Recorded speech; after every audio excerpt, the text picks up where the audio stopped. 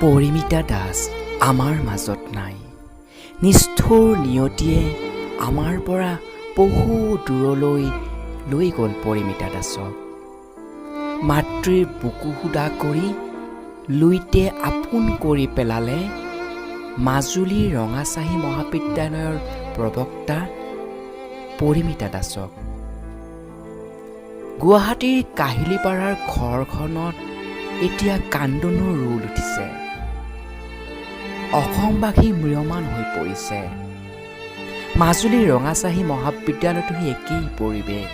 অশ্ৰুসিক্ত নয়নেৰে অধ্যাপক অধ্যাপিকা ছাত্ৰ ছাত্ৰী সকলোৱে শ্ৰদ্ধাঞ্জলি জনাইছে পৰিমিতা দাসলৈ। নাই, পৰিমিতা দাস আৰু কেতিয়াও আমাৰ মাজলৈ ঘূৰি নাহে। সকলোবোৰ যেন শেষ হৈ গ'ল পৰিমিতা দাস আৰু পৰিমিতা দাসৰ মাকৰ ঘৰখনত।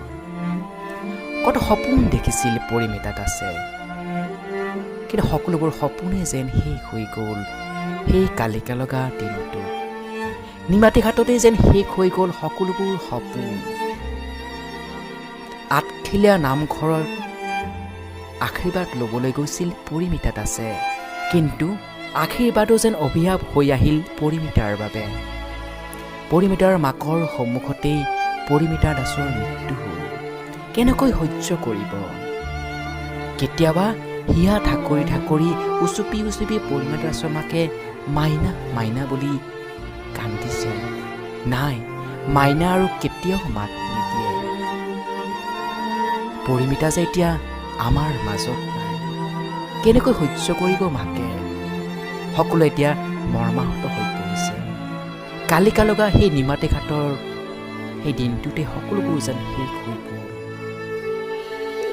পৰিমিতা দাস এগৰাকী সু অভিনেত্ৰীও আছিল। বিভিন্ন সময়ত পৰিমিতা দাসে সুন্দৰ অভিনয় কৰিছিল।